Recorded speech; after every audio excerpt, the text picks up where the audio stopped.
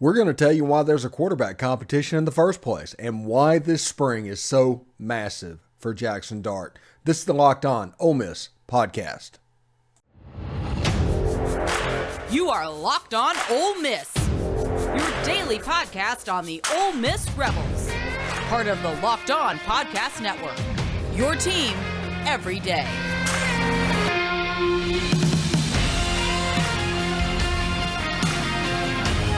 Welcome to the Locked On Ole Miss podcast. I am your host, Stephen Willis. Thank you very much for joining us. Obviously, the Ole Miss Florida rankings are going to change after this past weekend, after Ole Miss got swept in Vandy. We're not going to talk about that today. We're going to talk about other things and why this spring is so massive for Jaxson Dart. Anyway, thanks for making the Locked On Ole Miss podcast your first listen every day. We are free and available wherever you get your podcast, including YouTube. Subscribe to the YouTube channel, hit the bell, upvote, comment, all of that good stuff. Jaxson Dart has the most important spring of his life coming up, and we've talked about this in the past.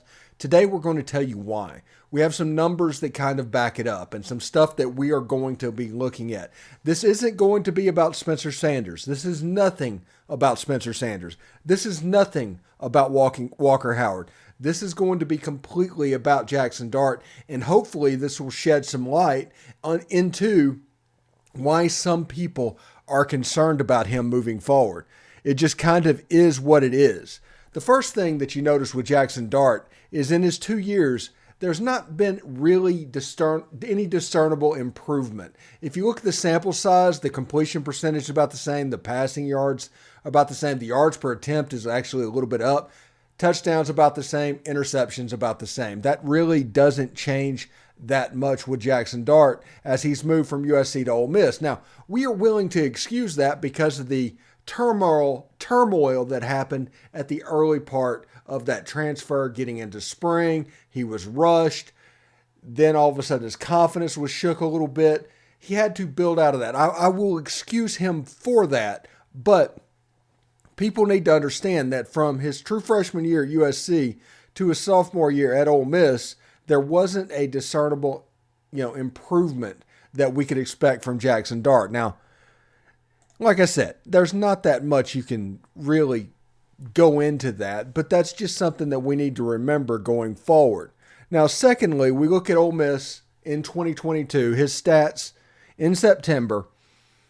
He threw for 697 yards, 5 TDs, 2 touchdowns. This was kind of during that charade of a quarterback competition. 29 carries, 201 yards. That's an average of about 174 passing yards, touchdowns at about 1.25, interceptions at about 0.5, and rushing yards at about 50. We all remember what the schedule was early in the year. But obviously that shows you how much they were protecting Jaxson Dart early on. In October, they played 5 games. He was able to throw for 1,214 yards, 9 touchdowns, 5 picks. The competition got a little bit better, 272 yards rushing. His legs were important. He averaged, 242, 1.8, an interception a game, and 54 rushing yards a game. By far, October was his most productive month, obviously, not just counting pass yards, just kind of everything. The A&M game was there. The LSU game was there. The Kentucky game was there. The Vanderbilt game was there. The Auburn game was there. Was kind of an outlier in that month. In November, he managed to throw for 234 yards a game, had 1.3 touchdowns, 0.3 interceptions. He actually played really well in November. Only 25 yards rushing per game. And this was against Alabama, at Arkansas, and in the Egg Bowl. These are against pretty good defenses moving forward, and he performed really well. We got really excited of what he could do. This could have been the thing that springboarded him forward into the spring. Now, in December, that is basically the Houston Bowl against Texas Tech. He went 25 of 41, 2 touchdowns. He did throw 3 picks. He ran for 66 yards and his only touchdowns of the year. He actually played fairly well if you take away those interceptions. Now, there's a couple of boneheaded interceptions in there, if I remember correctly. But overall, he played fairly well. Now, we talk about these interceptions and what's going on, and this is the reason why there's a certain segment of Ole Miss fans that are really keenly interested about this quarterback competition and potentially the reason why a veteran quarterback was brought in. Here, if you look at this is Jaxson Dart playing in games when Ole Miss won by 1-7 and lost by 1-7. Those are those winning games right in the middle. You've heard people talk about the last 4 minutes of the first half and the first 4 minutes of the second half wanting to win the middle 8. This is kind of the middle 8 of the season. And if you look at what he did when Ole Miss won the game by less than a touchdown, he actually had really good numbers. He performed really well. He ran the ball really effectively. But if you look at when Ole Miss lost the game by 1 score, 2 touchdowns, 4 picks, the passing yardage doesn't really change. The rushing yardage is way down. So you can see that he needs to run the ball more effectively. He needs to take care of the ball, and that is kind of the difference in this team winning and losing the game by a touchdown or more. It's kind of fascinating stuff whenever you look at advanced stats on Jaxson Dart. But you can see that this spring is important for him to execute the offense, to do what he is supposed to do. Because if he can handle it, he is a 5-tool type quarterback. Now, everybody talks about his linebacker blindness and the donut-size hole in the middle of the field, and that is where he needs to improve. He needs to take a step this spring. Just completely outside the quarterback competition. He needs to take that step. And he is the only person on the roster that can win this quarterback competition this spring. He's the only one there. But if he takes that step, uses the middle of the field, learns how to play off linebackers, quit waiting and putting the offensive line under pressure to make big plays downfield. Just run the offense as it's meant to be. Get the ball out of his hands. All of these things he can do. This is a massive spring for him. You saw his numbers. He needs to take a step this spring, just period. I mean, he's an excellent quarterback. He's a 5-tool type quarterback. But he needs to take that step. When we come back, we're going to talk about some more transfer portal targets that Chris Beard and the Ole Miss basketball team are going after. It should be really interesting. And in the third segment, our What You Talking About Willis segment, we'll kind of talk about what the 2023 athletic season actually means in the big scheme of things. It's kind of interesting to me, but if you want to hear my thoughts, that's going to be in the third segment as well. Anyway, today's show is brought to you by the Built March Madness bracket. It's here. We know you have your favorite bar or puff, and now is your time to make it count. Go to buildmarchmadness.com to vote for your favorites. You know I'll be voting for the double chocolate bar, Built Bar. My favorite, absolutely. In my refrigerator right now. It is absolutely delicious, and it helps me whenever I've got those growling tummy moments. Now, you can vote for your bar that you want to win and help support that bar and team in this tournament, you know. And when you vote for your favorite bar or puff, you'll be entered into a drawing where 50 lucky Locked On listeners will get a box of Built. That's right. Not only that, but one lucky fan will win a 12-month subscription to Built to have Built's best bars and puffs delivered monthly straight to their door. You got to try Built. Built is the best protein bar ever. Seriously. They're so amazing you won't even think they're good for you. And what makes them so good? Well, for starters, they're all high in protein, low in sugar, covered in 100% real chocolate. That's right, real chocolate. So run to BuiltMarchMadness.com now and vote for your favorite bar or puff and pick up a box while you're there. You can vote for every day in March, so hop in and support your pick. Remember, double chocolate Built Bar. Vote for that one if you need one to vote for. Absolutely delicious. All right, thanks for making the Locked On Ole Miss podcast your first listen every day. Make sure you check out our brand new podcast. It's Locked On College Basketball, everything you need to know about college basketball in one place. Plus, you get to hear from big-name experts, insiders, coaches, and players. Locked On College Basketball. It's available on YouTube and wherever you get your podcasts. We're going to change gears for a second here because we're going to do this more frequently, even though basketball is in the offseason. It needs our attention. It deserves our attention. We're going to kind of force it to be in. Maybe it's a second segment. Maybe it's a third segment. But we're going to try to talk about basketball as much as possible. But there's a couple players that people need to be interested in and think about what's going on. First off is Noah Fernandez from Umass. He's heard from Ole Miss, A&M, Boston College, K-State. There's some players that you can think about. He's a point guard. Really, really good players. 44% shooter, 1.4 steals. He defends really well. Playing this offense, you have to defend pretty well. Nearly 5 assists a game and nearly 14 points a game. Fantastic. Now, this is the one I'm most excited about, and this may not be a huge list today, but Ole Miss has reached out and is talking to Amaree Abram. And everybody was wondering about that whenever he entered the transfer portal. When he wasn't at the presentation, whenever people were worried about that, they were like, is Chris Beard going to reach out to Amaree Abram? And yes, he is. And Abram is way too talented of a scorer. If he can defend, if he can learn his game and do what he needs to do, he has a chance to be a really, really good basketball player. Now, I'm really excited about all of that's going on with Chris Beard. But if you get on Twitter, I think there's somebody from Minnesota that they're looking at. The transfer portal is going to blow up over the next couple of weeks. It just is.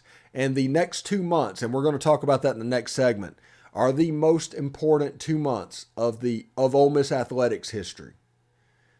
These 2 months and what they do and what that directly leads to is going to be so important. We'll talk about that in the next segment. But part of that is going to be this basketball transfer portal that's going to be open until mid-May. It's like a 60-day period. So people are going to go into it. They're going to reach out. They're going to try to get people to their campus.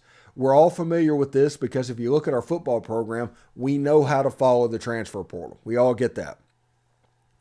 But this is going to be important just for roster construction to see exactly how Ole Miss basketball is going to look going forward. I'm glad that Amaree Abram is getting reached out by Ole Miss, and hopefully he is receptive to what they're doing because he's a really good ball player. But I also hope some of these outside guys, they bring them in. We talked about kids from Texas Tech. We talked about Butler kids. We talked about Wofford kids in the last video. Now we got Minnesota, UTSA, I think Rio Grande Valley, UT Rio Grande Valley is in there as well. So there's players that are going to be all over the scenario, and it'll be interesting to see how it plays out. Really, really good basketball players, but I'm excited to see what Chris Beard can do for the Ole Miss basketball program, and I'm excited to see what this roster is going to look like. As we're going through, Ole Miss went to the Bahamas last year, which means this year Chris Beard is not going to have that summer trip that Kermit was able to put together before his first year that caused them to gel a little bit quicker. Does that affect this team in any way? How does it look in November? How does it look in December? What way does it build? All these things I'm going to be very interested about because you need players. Simply, you just need players. Players are going to help. X's and O's are great, but you're going to have to get players. And through the transfer portal and through recruiting's not an option because they've already signed their class. But the transfer portal is going to be a major consideration moving forward. We'll see what happens. Will Jamin Brakefield stick around? Like I said, he was at the presentation. That's always a good sign. Matthew Morrell was at the presentation. That's always a good sign. Deshaun Ruffin was at the presentation. Good sign. Amaree Abram, haven't heard about him. TJ Caldwell, though, is staying at Ole Miss. And I talked to Tim Thomas and talked about how big of a get, honestly, that was for Ole Miss to keep him in Oxford. I think TJ Caldwell will be a perfect fit for what they want to do, and he's just a really good player to begin with. He was already alternating minutes with Amaree Abram. It just is what it is. This is a really, really, really good basketball player. Anyway, when we come back, what you talking about Willis, when we talk about how the next 2 months are the most important 2 months in the history of Ole Miss athletics. I mean, it's going to be really interesting to see, but we'll be able to keep an eye on them as well. But today's episode is brought to you by FanDuel Sportsbook. The tournament is heating up, and now is the perfect time to download FanDuel, America's #1 sportsbook. because customers get a no-sweat first bet up to $1,000. That's bonus bets back if your first bet doesn't win. Just download the FanDuel Sports app. It's safe, secure, and super easy to use. Yes, I realize in Mississippi that it requires you to go to a brick-and-mortar casino. But if you go to Memphis, if you go to New Orleans, heck, if you go over to the river to Delta, Louisiana, you can use the FanDuel Sportsbook and gamble on sports in Louisiana. Like if you live in Vicksburg, honestly, just go across the river and do whatever you need to do. You don't have to deal with parking the car, going down those crazy hills in the bluffs of Vicksburg, Mississippi. You can just gamble on sports. If you want to make a bet, that's one way to do it. And you don't have to actually deal with any people when you're doing it. You can bet on anything when you do that, including money line, point scores, threes drain. Plus, FanDuel even lets you combine your bets for a same-game parlay. So don't miss out on your chance for no-sweat first bet up to $1,000 in bonus bets when you go to FanDuel.com/lockedon. That's FanDuel.com/lockedon. Make every moment more with FanDuel, an official sports betting partner of the NBA.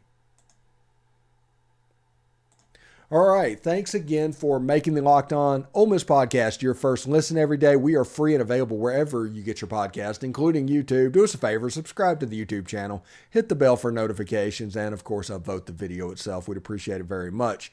In this week's segment of What You Talking About, Willis, we talk about how the next 2 months, like May 17th, May 20th, until that point, is the most important period in athletics, in Ole Miss athletics history. And let me explain. With Chris Beard coming on in the transfer portal will close about that time. So roster construction will be paramount for the basketball program. So much of what is going on right now will determine what Chris Beard is able to do in the fall. So much of that. And you need that hope. You need that performance. You need things that you can show to people exactly what's going to happen. It will increase the athletic department by basically installing hope that the football program already has. Football with Jaxson Dart, biggest spring of his life. So much to talk about. So much to do. If you go back to the first segment, we talked about exactly why this is so big for Jaxson Dart and why this is such a major spring. We're not even talking about what Spencer Sanders can do or what Walker Howard can do, just for Jaxson Dart. But whenever you add in Spencer Sanders, when you add in Walker Howard, the spring even becomes more massive at the quarterback position for Ole Miss football, which, as we've talked about the whole time we've been on the air, how important football is to the Ole Miss fan base. Now, you also have a 2-month period with Ole Miss baseball. It's going to be absolutely huge. They got swept over the weekend at Vanderbilt. Now they come home to play the Florida Gators, another top 10 team. Now, the D1 rankings are going to come out sometime today. This is going to change if you look down below. Ole Miss is not going to be number 3, and Florida's not going to be number 5. But tomorrow it could be different, but right now it's a top 5 matchup. It just is. And if you look at all that, Coach Yo, this is going recording before she played Stanford on Sunday night. So I don't know the result of that. But depending on what she does and how she builds it going forward, what's going on right now is absolutely massive for Ole Miss women's basketball. Just is. We're going to have to get Brantley on the show to talk about exactly what it means for women's basketball moving forward. All of these things in these big 4 sports, and we'll just call them big 4 for that, mean so much, and so much is at stake over the next 2 months, to where the academic year for 2023-2024 becomes massive. This is all building towards that year. And that year, it is important for all of these sports to maximize exactly what they're going to do. It is not the time to be in a rut in any sport. You need to be at a position after 2023 or after the 2023-24 athletic season to be able to make a move in 2024 or 2025, because that is when Texas and Oklahoma comes in the SEC. That's when the scheduling changes to where it's not going to be as predictable. Ole Miss is likely going to lose Vanderbilt in football. That is when the college football playoff is going to expand to 12. That is when you're going to try and make the NCAA basketball tournament for men's and women's. And your stature of your athletic program could go up and up and up. And it all starts over the next 2 months.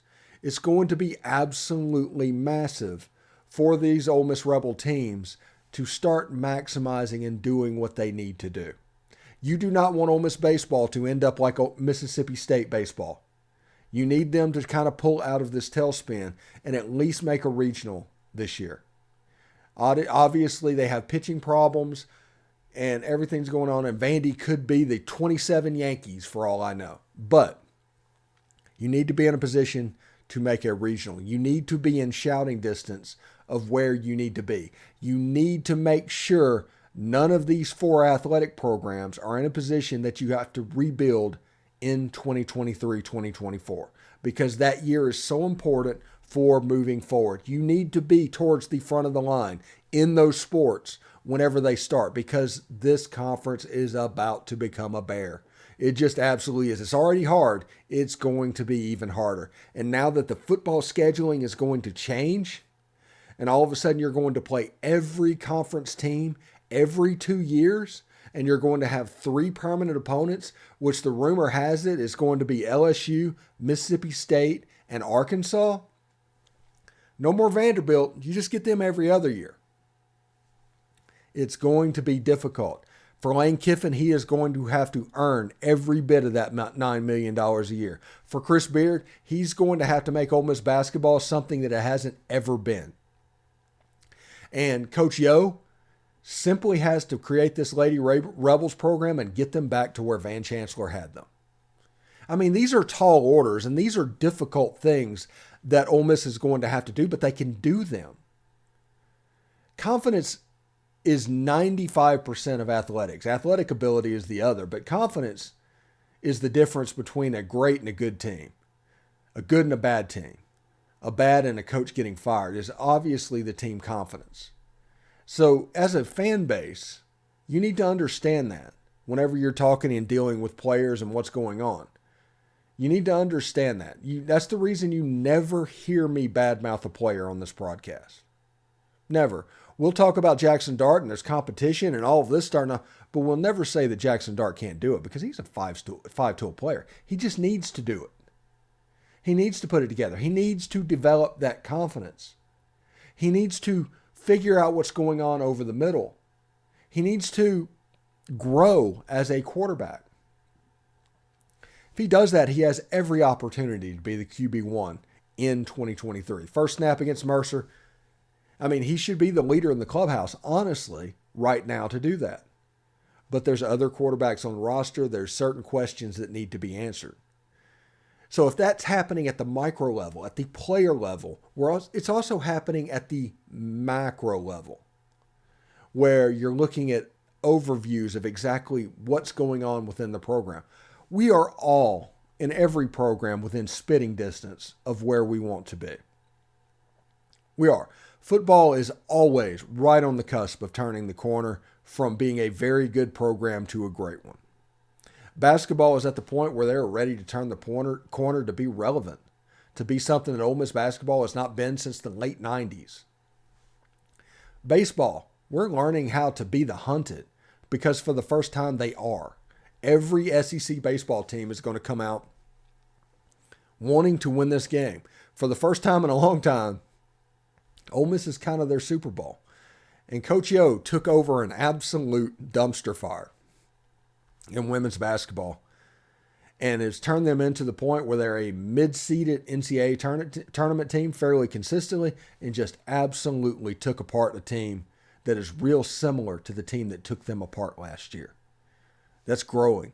They're getting to be exactly what they want to be. They have strategies of how they want to recruit. Everything is in place for them to do it. The only thing left to do is to actually do it. It's not really up to excuses anymore. Everything's there. Do it. And People need to realize that fans are going to treat college athletes different now that they are receiving money and that they are technically professional athletes, because they would not be getting them that NIL money otherwise. People need to understand that that is going to be a little different. People need to understand that they're going to treat Lane Kiffin differently because now he's making $9 million in one of the poorest states in the United States of America. They're going to treat Ole Miss basketball differently because they've got one of the top 3 or 4 coaches in the country heading up their program. And they're going to treat baseball differently because baseball is now a national championship winning program. This is not your parents' Ole Miss. And the mindset that goes into what goes to supporting their athletics has changed because of that. But I talk over and over again. I've taken you down the lines and I've told you different branches and I've told you all these trees. It's because that so much is riding on the next 2 months. Basketball, football, even micro level stuff like the quarterback position. So much is on the line for this college football season. Anyway, thanks again for making the Locked On Ole Miss podcast your first listen every day. Make sure you check out our brand new podcast, Locked On College Basketball. It has everything you need to know about college basketball in one place. Plus, you get to hear from big name experts, insiders, coaches, and players. It's Locked On College Basketball. It's available on YouTube and wherever you get your podcast. Anyway, thanks everybody for joining us today. Tomorrow, the first day of spring practice. It's finally here. As you know, this channel really shines during football season and anything dealing with football because that's my expertise. I can talk about that, and I can talk about that, I think, fairly well. So we'll be able to keep an eye on what's going on. We have the last 3 open practices. Dalen from the Dalen Show on Twitter is going to be going to the practice, checking in with them, and watching the quarterback competition. And we're going to try and have the Grove Report at the first one as well. So we're going to have people at every practice, even though I can't be there. And they're going to talk about the quarterback position and what's going on with them. So it should be really good. Anyway, hope to see everybody tomorrow. Hope you have a great week. And it is fantastic. This is absolutely one of the best times of the year. Enjoy it. Anyway, see you tomorrow.